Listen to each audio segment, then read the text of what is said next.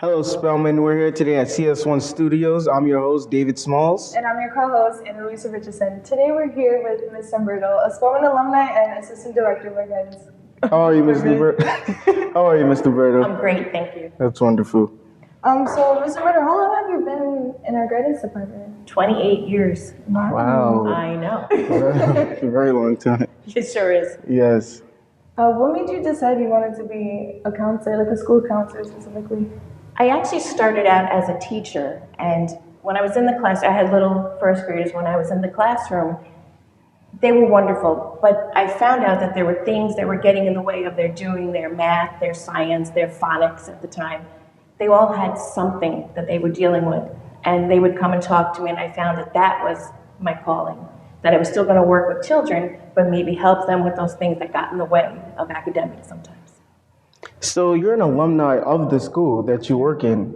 Is there any huge difference, or did anything remain the same from you being a student to now as a worker, besides that you get paid to come here now? Actually, not too much. I would say the biggest difference is where we're getting our students from, because they used to have buses, special buses, which would bring kids in from Lower Manhattan, Upper Manhattan, Riverdale, but now since we don't have those special buses, we're more local than we were. But still, caliber of student, I feel, is still the same. The quality of teaching is still the same.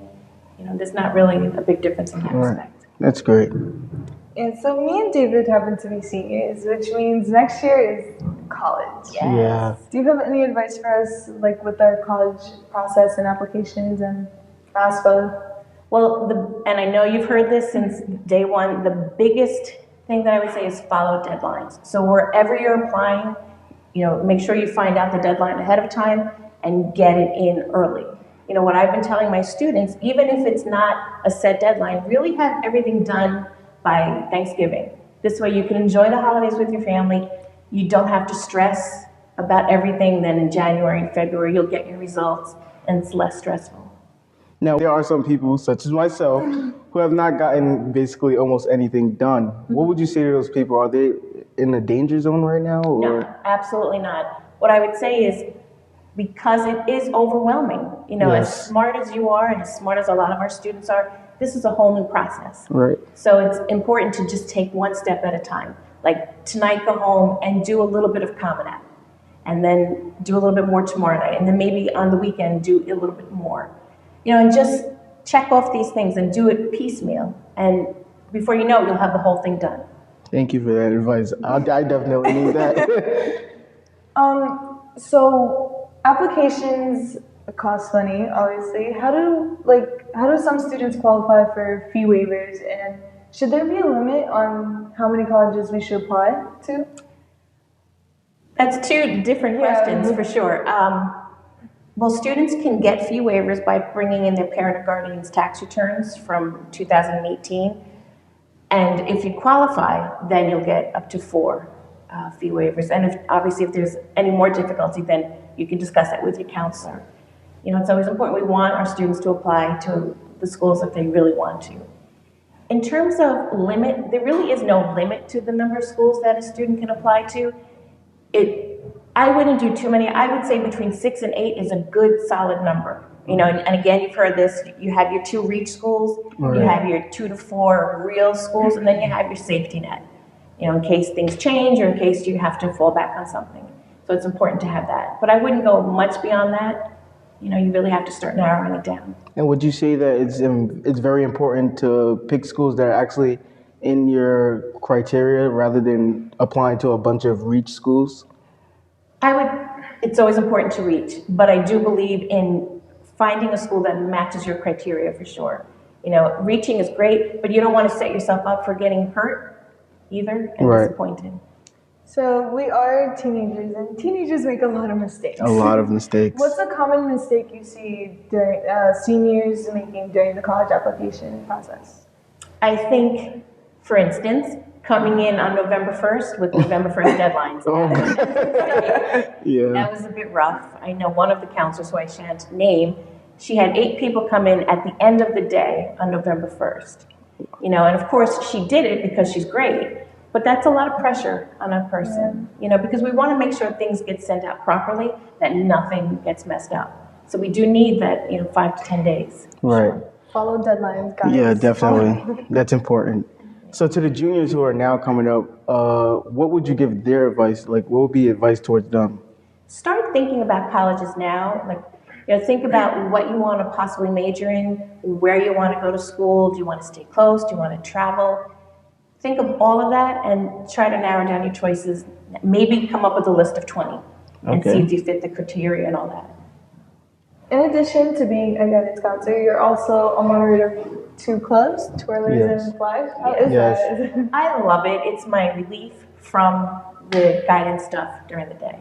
Were you in that when you were at Spellman? No, actually I was a cheerleader for a year. Oh, wow. And student government and library guild. Thank you very much. I know, I'm cool.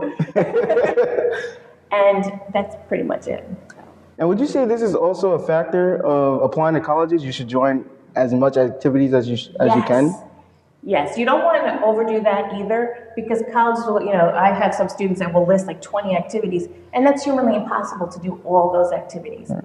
But if you have 2 or 3 good, solid, committed clubs, that's golden. They want to see well-rounded people, because if I'm a college admissions person and I have 2 people with the same grades, or 1 person who got involved and 1 person who didn't, who am I taking? The one involved. Right. So a lot of my fellow classmates don't know the difference between early decision and like early action. So can you please explain the difference? Surely. Early decision is the one that's legally binding.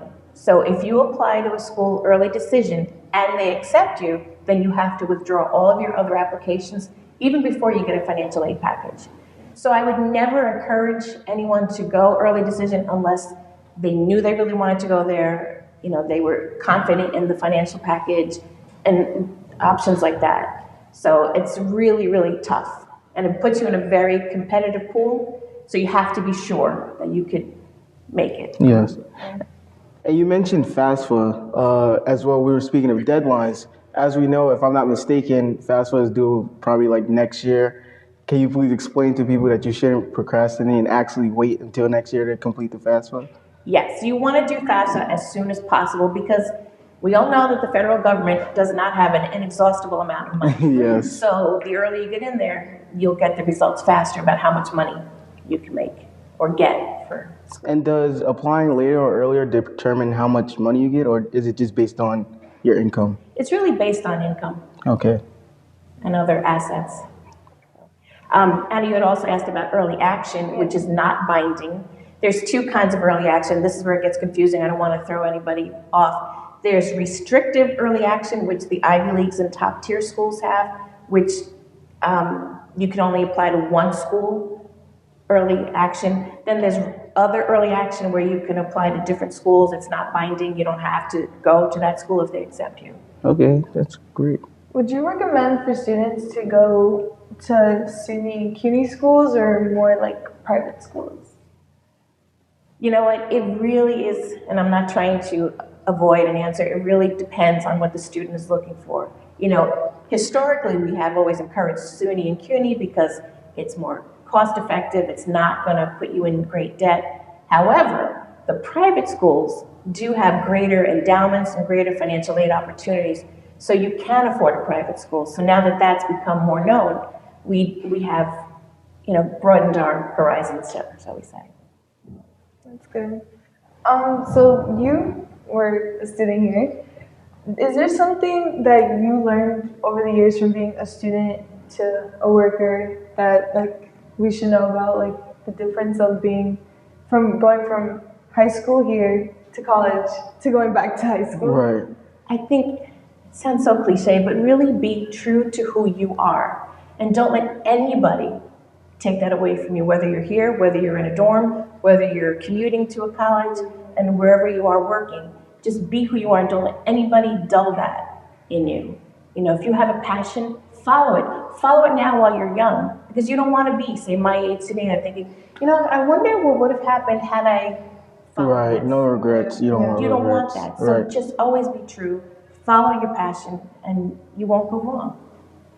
Now, with you being a guidance counselor, I do understand that you have not only just a portion of the seniors, but also everyone else in the school below us. How do you manage all of that? It's not easy. You try to make time for everyone. Obviously, the first half of the year is really mostly seniors and freshmen, but you try to get to the sophomores and juniors. It's hard though. Yeah. But you try to make it known that if you're ever needed, just come right on in. Are you ever like overloaded with a lot of paperwork or? If you stay on top of it, no. Okay. But it does. I will tell you that before Christmas break, it will get overwhelming. If you come by guidance, you'll see it gets very, very busy. Yes. And then there's also like February deadline, so you'll see it's very busy then too. So around the deadline dates, that's where it gets very But hectic. you come to expect it. Yeah, it's true. Is there any advice you would give to the class of the juniors, the class of 2021, about the college process and open houses and stuff? Do it. Go to as many open houses as you possibly can because everything looks great virtually. You'll look at a school, its brochure, you'll meet the admissions people, but once you're there, you will know that this is a place you want to spend 4 years. Or conversely, you'll know, like, I don't want to be here. Yeah. You have to go and feel it out and go with your gut. And the more schools you visit, you'll get better at feeling that gut. That's true. Also, I'm going into college with a major picked in mind, but is it okay to go in undecided? Absolutely. Because you don't have to officially declare a major until your sophomore year. Yeah. So if you're undecided, and many people are, you take classes in everything. Maybe even things you didn't even think of. And that way you'll learn, oh wow, I want to go into law, I want to go into medicine, I want to go into education, I want to go into sports. And then you can follow your passion that way. And going back to activities, would you say that some activities can give you that push to find which career you actually want to do? Even in college. Right. Do you recommend joining like sports and clubs in college? 100%. That's where you're going to meet people like here and make friends and friends for life. I still, as a matter of fact, I'm hanging with a college friend tomorrow night. Oh wow, that's great. Yeah. That's so cute. So can you elaborate on like how important it is to network as well? That is crucial, especially in college when you want to get a certain job. It's good to network with people who are in that profession, to do internships, to talk to professors who maybe have connections in that desired field. Is it possible for us as seniors to do an internship now? Sure. A lot of times, we get information through guidance. Ms. Peary will send out emails constantly. Maybe even in the development office, they'll have an alumni who maybe wants to have somebody come follow them as a doctor, as a lawyer, as a teacher, as real estate, as an engineer, somebody in the STEM field. Yeah. That's big. And speaking on the resources, the resource room that we have, not many people know about it. Would you explain like that it's open to basically anyone and you can go in and like get more information? It is where you come to do guidance research, basically. This year we're so blessed because we have 2 people coming to help with the college process. We have Miss Nellie, who is in 5 days a week from 8 to 4, basically. And she's in there most days. And then we have Miss Erica on Thursdays and Fridays. But that's the room you can come and work on your common application. You can do research. We have 2 computers in there, research different colleges, talk to other people to get ideas of what they're doing, with their future. Make sure you guys use your resources. Yes. That's the main key here. So I have a friend, she's doing on-site admissions. Oh, okay. But I prefer doing online admissions. So would you say one is better than the other? No, again, that's a personal preference. Yeah. Because I wouldn't like the on-site because I don't know that I'd want rejection. Yeah. So does the online application give you more of an advantage or are they both the same? Pretty much the same. Okay. Is there any final thoughts on the application process that you would like to give to the viewers or the seniors, Have I juniors? mentioned deadlines? Yes, you mentioned deadline. That's basically it. And just don't sit down and do it all at once. You will be overwhelmed, and that's not fair to yourself or anyone that's near you. Just take it one step at a time and know that it is going to be overwhelming, so just ask questions. You hear this a lot too, there are no stupid questions. If you have 100 questions about the college application process, then ask them, and that's fine.